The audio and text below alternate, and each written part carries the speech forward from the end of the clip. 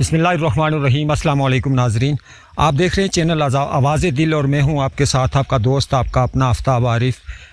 नाजरीन मोहतरम, एक ऐसी जगह पे आपको लेके आज आया हूं कि जहां पर हिंदू जब कश्मीर आज़ाद नहीं हुआ था, यहाँ हिंदू थे तो वो अपने मुर्दों को इस जगह पे जलाया करते थे। मैं एन उस जगह पे पहुंच चुका हूं। ये रावलाकोट का एक मज़ाफ़ाती गाँव है धमनी, उसका रकबा है दरैड़। यहाँ से दरैड़ का एरिया शुरू होता है और मैं एन उस जगह पे मौजूद हूँ जहाँ पे मैं वो सारा आपको विज़िट करवाऊँगा जहाँ पे वो अपने मुर्दों को जलाया करते थे। ये वो जगह है जहाँ पर हिंदू अपने मुर्दों को जलाया करते थे और इस पे वो ये जो उस वक़्त के जो पत्थर लगे हुए हैं, ये उन पत्थरों की जो निशानियाँ हैं, ये आप देख सकते हैं।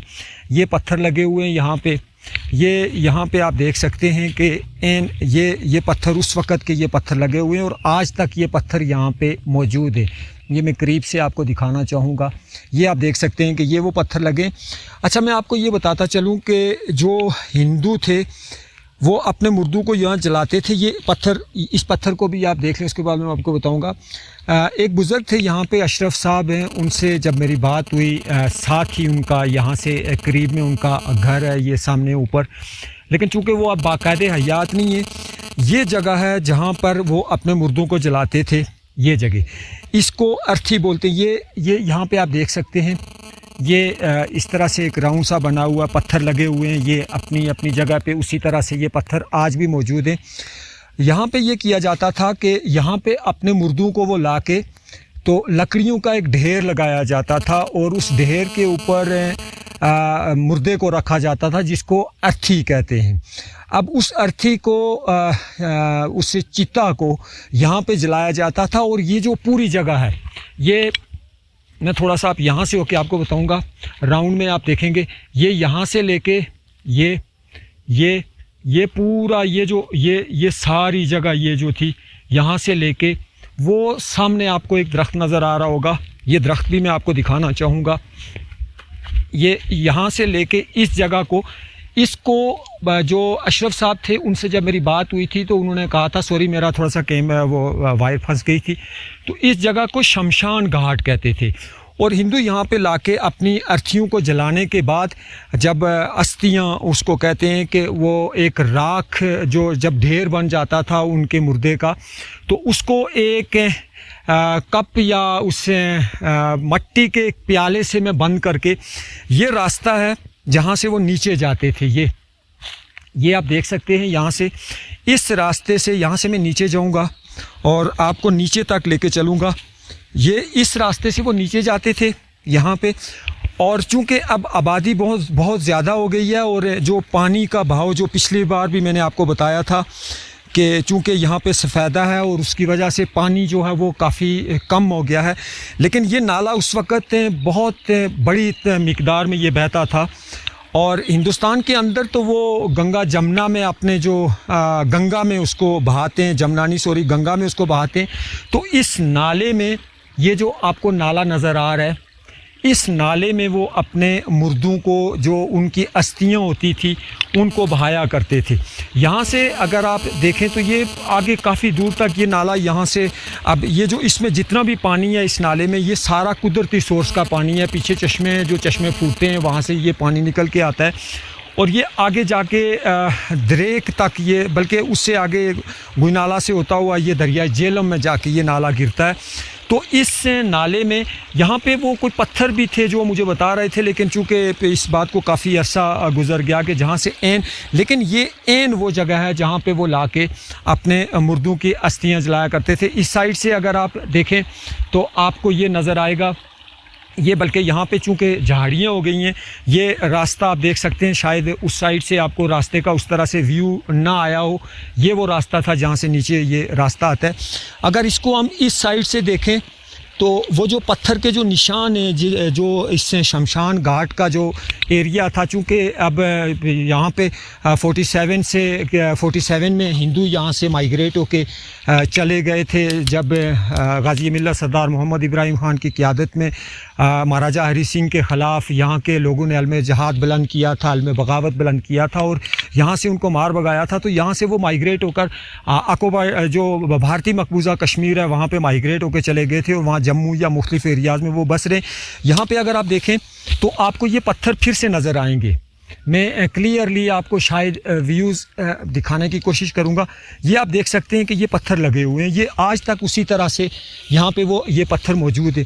अब इसको अगर हम देखें तो यहाँ से मैं आपको लेके चलूँ तो ये बीच में वो पत्थर है, यहाँ पे ये पत्थर है, इस तरीके से।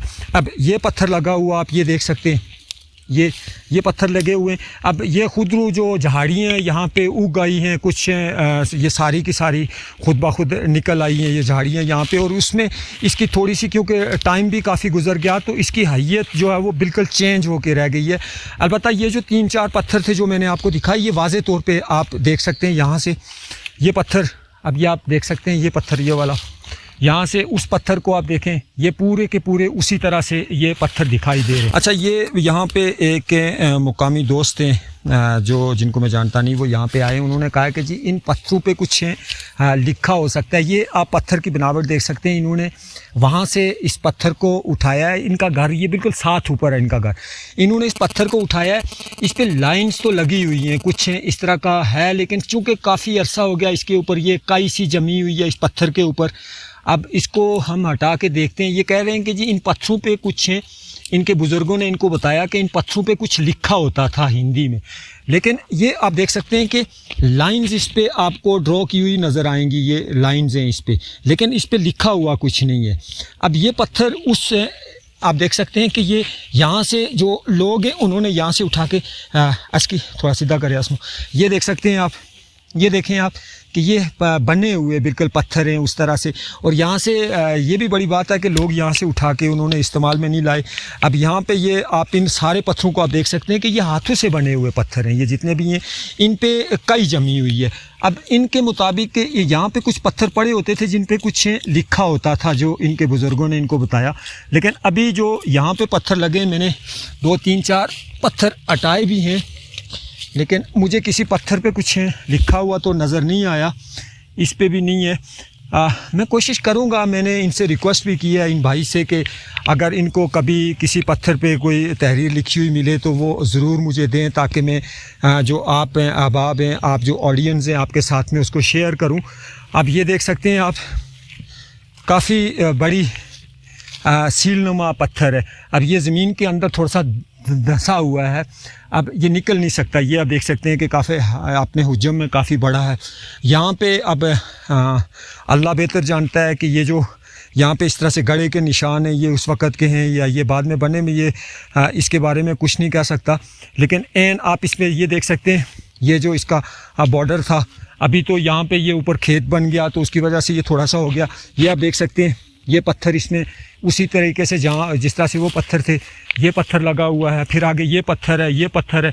अब ये पत्थर आगे लगे हुए यहाँ पे इसको जो यहाँ की मुकामी ज़ुबान है इसको बन्ना बोलते हैं, जो इसको बल्कि अट बोलते हैं, इसको जो पत्थरों के साथ बनाया जाता है इसको अट बोलते हैं।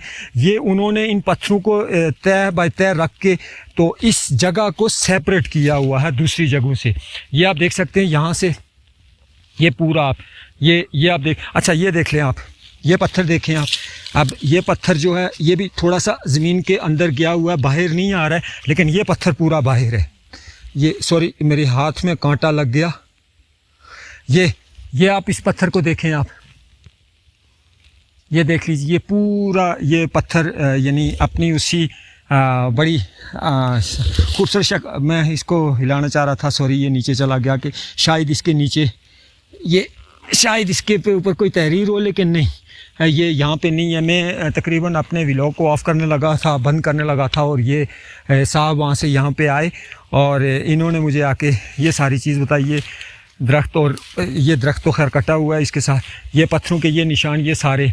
अब यहाँ से ये सारा वो एरिया है वो झाड़ियाँ हटा रहे हैं, और शायद हमें कोई यहाँ से कोई इस तरह का सुराग मिल जाए, ऐसा कोई क्लू मिल जाए कि जिससे हम आपको उनका लिखा हुआ जो तहरीर थी उसको हम आप तक पहुँचा सकें।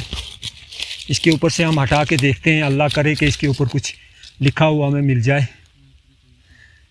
लेकिन नहीं, क्योंकि ये आप देख लेना कि 65-70 साल हो गए, तो उसकी वजह से इसके ऊपर इन पत्थरों के ऊपर कई जमी हुई है। जो इस तरह का एक खुदरू एक पौधा है जो दूसरे पौधों से अपनी खुराक ले रहा होता है, वो पत्थर के ऊपर भी जम जाता है। जब उसकी मिकदार ज़्यादा होती है तो वो उसके ऊपर भी जम जाता है। वो पिछले पत्थर पे आप देख लें जो हमने निकाला था, ये सामने जो आपको पत्थर नज़र आ रहा है वो है। ये इसको हमने करने की कोशिश तो की है, लेकिन ये यहाँ पे हमें कुछ भी नज़र नहीं आ रहा। तो अभी मैं समझता हूँ कि मैं कोशिश करूँगा कि अगले किसी व्लॉग में आपको फिर यहाँ से हमें कोई निशान यहाँ पे मिल जाएं इस तरह के कि जो आप तक पहुँचाऊँ। तो नाज़रीन मोहतरम, आप देख रहे थे चैनल आवाज़ दिल, और मैं हूँ आपका दोस्त, आपका अपना आफ्ताब आरिफ। मुझे उम्मीद है कि आपको मेरी आज की ये जो काविश है वो आपको पसंद आई होगी।